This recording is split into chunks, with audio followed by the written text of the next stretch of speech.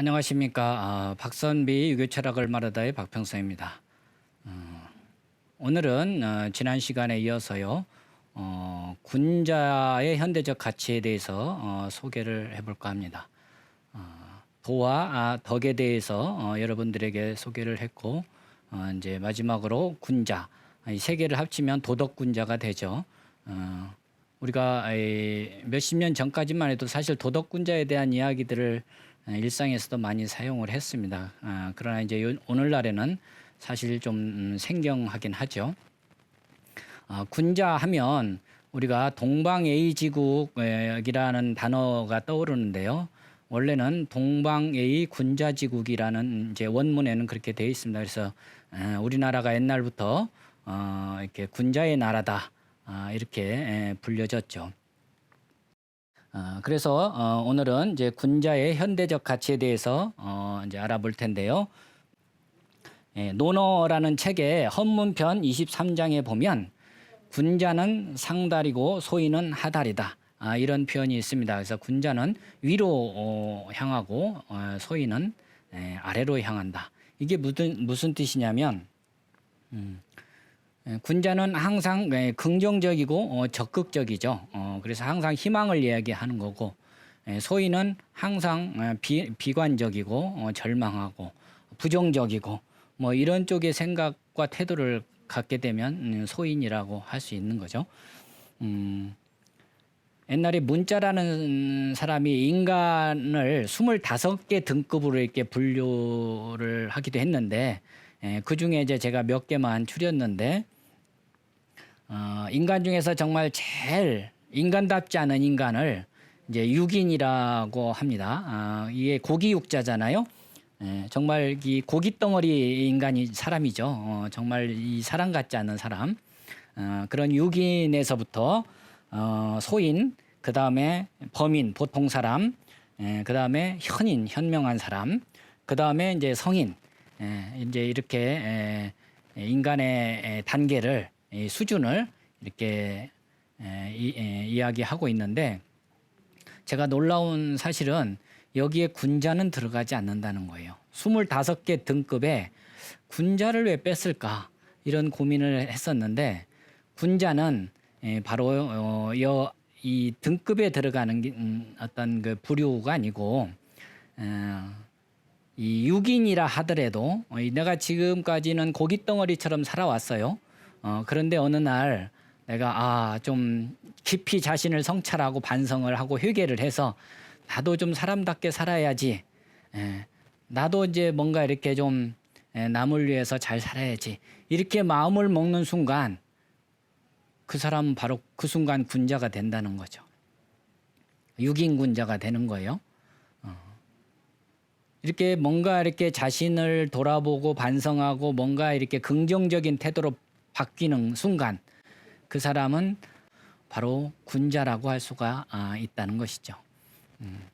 그런데 바로 성인 밑에 현인, 아주 모든 사람이 훌륭하다고 칭송하고 아주 지혜롭다고 칭송하고 아주 현명한 이런 사람이라 할지라도 나는 이제 모든 사람이 이렇게 나를 우러러보고 참 훌륭하다고 칭송하니까 나는 이제 이 정도면 됐지라고 마음을 먹는 순간 그 사람은 소인이 돼버리는 거죠. 그래서 유교 철학에서 말하는 군자와 소인의 개념은 어느 한 단계에 머물러 있는 게 아니고 육인 군자가 되기도 하고 범인 군자가 되기도 하고 현인 군자가 되기도 하는 거죠. 그래서 성인이라는 인간으로서 인간답게 살고자 하는 그런 마음을 먹고 사는 사람이 바로 군자다라고 볼 수 있는 거죠. 그래서 군자가 어려운 어떤 도달하기 어려운 어떤 목표를 어떤 자격이 있는 어떤 등급에 해당하는 그런 사람을 군자라 하지 않고 바로 그 사람이 취하는 태도, 아마 모든 종교가 추구하는 것도 바로 반성과 감사 두 단어가 아닌가 싶습니다.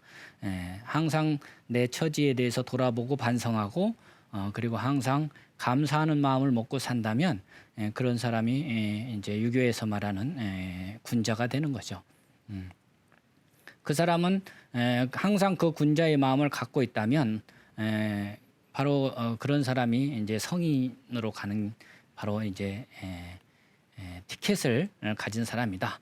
이렇게 이야기할 수가 있겠습니다. 그래서 군자는 바로 상달 위로 향하는 사람, 보다 더 나은 사람이 되려고 노력하는 사람이다. 그리고 소인은 그런 거에 대해서 좀 부정적이고 위로 향하려고 하는 마음을 멈추는 순간 바로 소인배가 돼버리고 마는 거죠. 그리고 군자에 대해서 이제 저는 이렇게 또 생각을 해봤습니다. 우리가 군자하고 가장 이제 닮은 사람을 바로 어린아이 마음과 같다 하죠. 어린아이는 바로 하얀 도화지와 같은 마음, 순수한 마음이죠. 그렇지만 이 군자하고 차이점은 뭐냐? 군자도 똑같은 하얀 마음입니다. 그러나 어린아이는 이 어떤 환경이나 어떤 상황에 처해지면 쉽게 거기에 물이 들죠.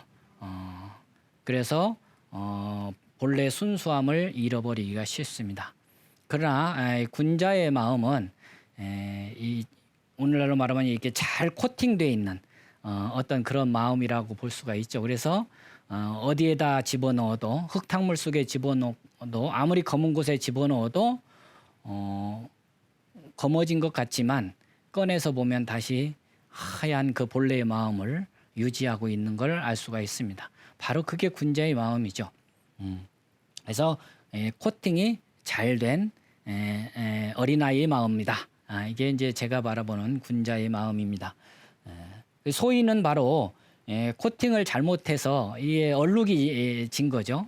그래서 어느 이 잘못 이게 수신을 잘못하게 되면 이제 소인배가 되는 거죠. 그래서 우리가 늘 군자가 되기 위해서 자기를 돌아보고 또 노력을 해야 됩니다. 그래서 그러면 성인은 뭐냐? 바로 군자의 마음을 끝까지 유지하는 사람, 죽을 때까지 군자의 마음을 유지하려고 노력하는 사람이 결국은 성인으로 살아가는 사람이다. 그래서 우리 성인군자라는 말은 항상 붙여서 쓰죠. 그래서 성인이 곧 군자이고 군자가 곧 성인인 거죠. 유교에서 말하는 성인이 아마 제가 첫 시간에 유교의 어떤 이해에서 유교는 종교적 성향을 가지고 있고 바로 성인 되기를 목표로 하고 있다. 바로 그 성인 되려고 노력하는 사람은 바로 군자인 거죠. 그래서 성인에 대해서 소개를 드린 바가 있습니다. 그런데 이 군자하고 비슷한데 군자가 아닌데 군자가 될 수 있는 가장 유력한 후보자가 누구냐? 바로 광자와 견자라는 사람들이 있습니다. 이 광자는 어떤 사람이냐면 아주 적극적인 태도를 가지고 있는 사람이에요. 그래서 뜻은 지극히 높은데 행동이 못 따라가는 사람.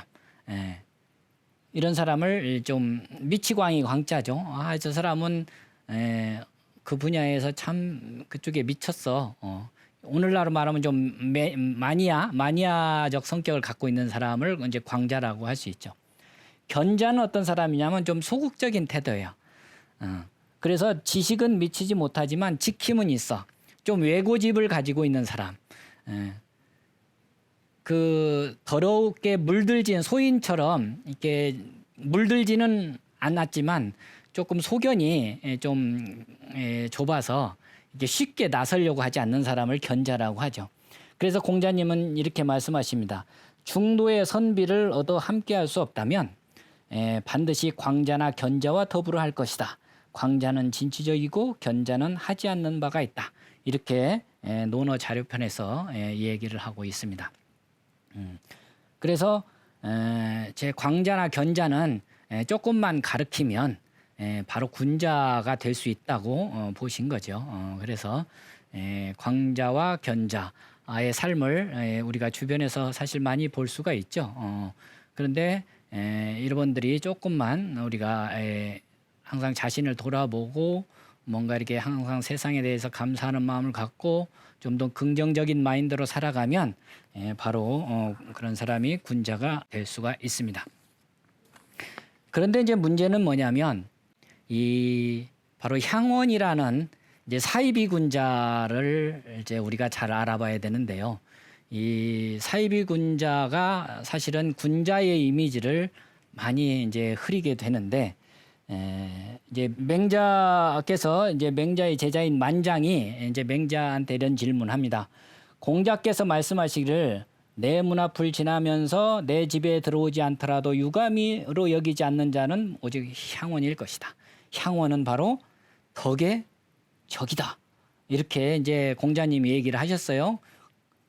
그러니까 이걸 가지고 만장이 맹자한테 어떻게 하면 이제 향원이라 이럴 수 있냐. 도대체 어떤 사람이 향원이길래 공자님께서 이렇게 덕의 적이라고까지 표현하느냐.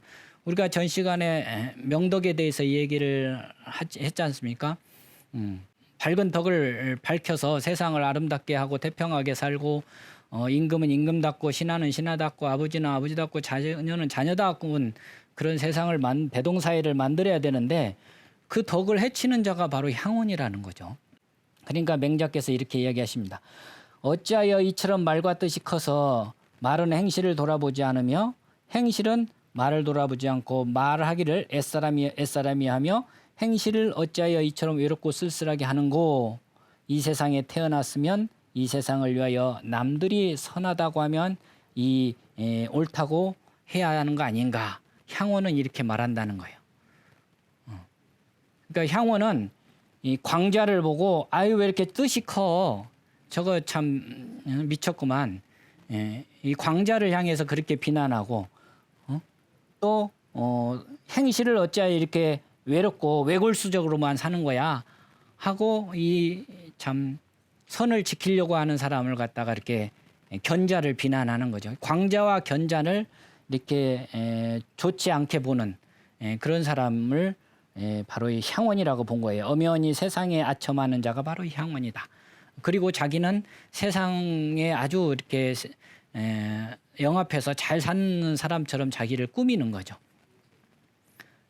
그런 사람이 바로 향원인데 향원의 모습을 이제 맹자가 또 이렇게 참 그립니다. 비난하려고 하여도 비난할 것이 없어요. 향원은 아주 그냥 모범적인 남들이 봤을 때는 정말 모범적이죠. 그리고 풍자하려고 해도 풍자할 것이 없어. 그냥 정말 남들을 위해서 희생하고 봉사하는 것처럼 보여요. 그리고 유속과 동화하며 더러운 세상에 영합하여 거처함에 충신과 같고 행함에 청렴결백과 같아서 여러 사람들이 다 좋아하거든 스스로 옳다고 여기되 요순의 도에 들어갈 수 없다. 그러므로 덕의 적이라고 한다. 이 향원의 모습인 거죠. 우리 흔히 뭐 드라마나 영화 같은 데 보면 정말 그 주인공과 대적하는 그 악당의 모습이 바로 이제 이 향원의 모습하고 비슷하죠. 세상 사람들 앞에서는 막 자원봉사도 하고 막 기부도 많이 해가지고 저 사람은 훌륭하다라고 이렇게 많이들 이야기를 하는데 속으로는 자기 이득을 챙기고 있고 챙기려고 그런 행동들을 하는 거죠. 그러니까 그게 바로 이제 향원의 모습인 거죠. 그러니까 공자께서 말씀하시기를 같으면서 아닌 것을 미워하노니 가라지를 미워하면 벼싹을 어지럽힐까 두려워해서이다. 그러니까 향원을 미워하는 것은 바로 덕을 해치는 적이기 때문에 바로 군자하고 비슷하게 보이거든요. 행동은. 그러니까 바로 향원을 보고 군자까지 사람들이 미워하게 되는 거죠. 나중에는. 그래서 그럴 것이 두려워한 거죠. 또 말재주가 있는 자를 미워하면 을을 어지럽힐까 두려워해서요. 말 잘하는 입을 가진 자를 미워하면 믿음을 어지럽힐까 두려워해서고 적나라 음악을 미워하면 정악을 어지럽힐까 두려워하고 자주색을 미워하면 붉은색을 어지럽힐까 두려워해서요. 향원을 미워하면 덕을 어지럽힐까 두려워서이다라고 공자께서 이야기하셨는데 그걸 맹자께서 인용해서 제자들을 가르치고 있습니다. 이렇게 이제 군자에 대해서 우리가 이제 하얀 도화지와 같은데 코팅이 잘 돼 있어서 어디에도 물들지 않는 항상 선한 마음을 지키는 그런 사람을 군자라고 설명을 했고, 그렇지는 못하지만 한 분야에 있어서 자기 것을 지키고 나간 사람이 이제 광자나 견자인데, 광자나 견자는 조금만 가르치면, 도를 알려주면 바로 군자가 될 수 있는 가능성 있는 사람이라, 공자께서 바로 중도의 선비를 구할 수 없으면 바로 광자와 견자와 함께 하겠다, 이제 이렇게를 하셨는데, 바로 이제 향원이라는 어떤 덕의 적인 바로 그 향원을 구분하는 방법에 대해서 여러분들에게 소개를 해드렸습니다. 맹자께서는 인간을 이렇게 6단계로 설명을 하고 있는데요. 선인이라고 이제 이야기를 하는데, 가욕지위 선이다. 가히 하고자 할 만한 것이 있는 사람, 하고자 하는 만 뜻이 있는 사람. 나도 좀 착하게 살아야지, 나도 좀 사람답게 살아야지. 이렇게 뭔가 이렇게 하고자 하는 뜻을 가진 사람은 바로 선인이죠. 아까 우리 선을 덕에 대해서 설명을 할 때, 지어지선 할 때 선의 개념을 얘기했죠. 명덕을 가지고 있으면 바로 유교철학에서는 선이다. 바로 누구나 인간은 선한 마음을 이렇게 내고자 하는 그 마음을 가지고 있으면 그게 바로 선인이 되는 거죠. 그리고 뭔가 하고자 하는 뜻이 있는데 그게 긍정적인 생각이고, 뭔가 미래지향적이고 적극적인 어떤 태도고, 남에게 뭔가 유익한 걸 주려고 하는 노력, 이런 것들이 있다. 그러면 바로 그런 사람은 군자는 상달이라 그랬으니까 바로 군자가 되는 거죠. 여기 6단계에도 바로 군자는 안 들어갑니다. 왜냐하면 이 6단계에서도 를 추구하는 사람이 군자이기 때문이죠. 근데 이런 6단계에 대해서 부정적이고 소극적인 태도를 가지고 있으면 그런 사람은 소인이 되는 거죠. 그다음에 이제 신인, 믿을 신자, 저 사람은 믿을 만한 사람이야 라는 소리를 들으려면 어떻게 되냐. 유적이지 위신이라, 그 선을 자기 몸에 소유하고 있는 사람, 바로 명덕을 항상 밝히고 있는 사람이라고 또 해석할 수 있죠. 선을 자기 몸에 항상 소유하고 있는 사람은 바로 믿을 만한 사람이에요. 그래서 저 사람하고 뭔가 거래를 하면 믿을 만하니까 항상 덕을 볼 수가 있겠다, 이런 생각을 하는 거죠. 그래서 그 사람 덕분에 뭔가 부자가 되기도 하고, 뭔가 이 목적을 이루기도 하고 하는 거죠. 그래서 늘 내 마음에 저 선한 마음을 항상 소유하려고 하는 사람은 바로 신인의 경지에 올랐다, 이렇게 볼 수 있는 거죠. 다음은 미인의 경지로 가면요, 충실지임이다 해서 그 선을 힘써 행해서 충실하게 하는 사람이다. 선을 소유하고만 있는 게 아니라 그 선을 이제 적극적으로 행하는 거죠. 행을 해서 아주 이게 내실을 꽉 차게 하는 사람, 그런 사람들이 참 미인이다. 요즘 들어서 이 미학이 하나의 트렌드로 자리를 잡아서 여러 분야에서 미학이 이제 역할을 많이 하고 있는데요. 바로 이 동양 철학에서 미학의 어떤 기준이랄까요? 미학의 어떤 그 철학적 기반은 바로 이 충실지위 미에서 잡곤 합니다. 그래서 미인은 바로 그 선을 힘써서 곧 명덕을 아주 다양하게 많이 밝혀서 충실하게 하면 바로 누가 봐도 참 저 사람은 아름다운 사람으로 보이겠죠.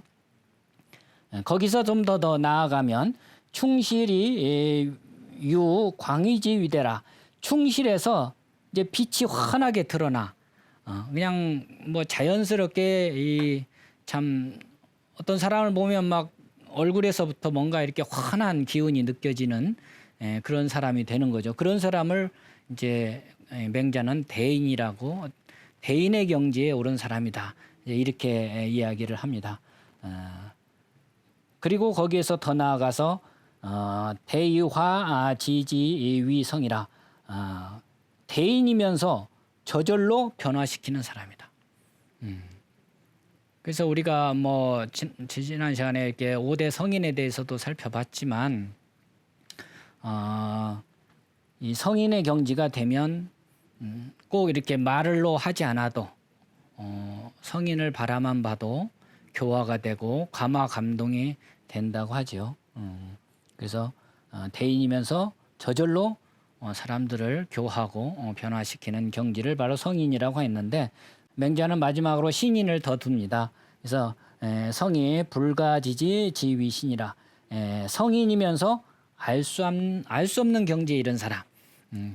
이제 성인은 성인인데 이제 정말 이렇게 신출 규모를 한 거죠. 우리 대표적으로 이제 우리 인류의 5대 성인의 경지가 바로 이제 신인의 경지까지 이렇게 볼 수가 있죠. 이렇게 해서 맹자께서 인간의 단계를 이제 6개 단계로 구분했는데, 바로 누구나 할 수 있는 건 바로 선인이죠. 그래서 이 맹자 이후로 한 2,400년, 3,400년이 이제 지났는데, 우리 동양 철학에서 이 동아시아권에서 맹자를 공부한 사람들은 이 6개의 인간의 분류를 기준으로서 자신을 이렇게 수행해 나갔다고 저는 생각을 합니다. 그리고 맹자는 이제 성인의 유형을 또 4가지로 이렇게 구분을 합니다. 그래서 아주 청렴결백한 것으로서의 성인인 사람이 바로 백이숙제를 듭니다. 그래서 성인으로서 아주 청정함을 지킨 사람, 섬길만한 군주가 아니면 섬기지 아니하며 그 백성이 아니면 부리지 아니하고 세상이 다스려지면 나아가고 혼란하면 물러가서 천하가 맑아지기를 기다리는 사람, 이런 사람들은 바로 청성, 청렴결백한 성인이다. 그 다음에 이제 임성인데 책임과 의무를 다하는 데 있어서의 성인, 그런 사람들은 대부분 이제 이윤을 듭니다. 이윤은 성인으로서 자임을 한 사람. 어느 사람을 섬기면 군주가 아니며 어느 사람을 부리면 백성이 아니겠는가 하여 세상이 다스려져도 나아가며 혼란해도 나아가서 도로서 이 백성을 깨우치는 성인이 있었던 거죠. 그래서 이 시대에 바로 이윤과 같은 성인이 필요한 시대가 아닌가, 저는 그런 생각을 해봅니다. 세 번째로는 화성인데 아주 조화롭게 협력하고 이렇게 할 수 있는 성인이죠. 그게 바로 유화애 같은 성인입니다. 유화애는 성인으로서 화합을 잘 이뤄내요. 그래서 너는 너희고 나는 나이니 너희가 비록 내 옆에서 옷을 걷고 벗는다 한들 너희가 어찌 나를 더럽히겠는가. 아무리 검은 곳에, 아무리 부정부패가 심한 곳에 들어가도 그 사람들하고도 어울리면서도 물들지 않는 경지죠. 쉽지는 않겠지만 어쨌거나 그런 쪽으로 상징적인 인물이 바로 유화애라는 사람이 있습니다. 마지막으로 시성인데요, 바로 공자님이죠. 공자님은 성인으로서 시종지도를 이룬 사람입니다. 그래서 속기 떠날 만하면 속기 떠나고 오래 머무를 만하면 오래 머무르며 운둔할 만하면 운둔하고 벼슬할 만하면 벼슬을 하는 그런 때와 장소와 사람의 적절하게 그거를 맞춰서 때에 적중해서 이렇게 행동하는 사람. 그래서 하늘이 원하는 걸 성인도 어그러지지 않고 성인이 하고자 하는 것을 하늘도 거스르지 않는다. 그래서 종심소욕 불유구의 경지에 이른 분이 바로 이제 공자님이시죠. 그래서 공자님을 이뤄서 또 시성이라고도 이렇게 이야기를 합니다. 이렇게 해서 오늘은 군자의 현대적 가치에 대해서 한번 다시 살펴보았습니다. 이로써 도와 덕과 군자 3번의 강의에 걸쳐서 유교 철학의 현대적 가치에 대해서 한번 재조명을 해봤는데요. 앞으로 저는 이제 이 도덕군자가 우리 사회에서 많이 나와서 이 사회를 변화시켜가는 그런 시대가 지금 진행되고 있다, 머지않아 온다, 이제 이런 생각을 합니다. 그래서 우리가 도에 대해서도 한번 새롭게 생각을 해보고 덕을 밝히고 그렇게 하면서 우리가 군자의 삶을 살 수 있는 그런 시대를 같이 열어가 보면 좋을 것 같습니다. 그러면 오늘은 여기까지 이상으로 마치겠습니다. 감사합니다.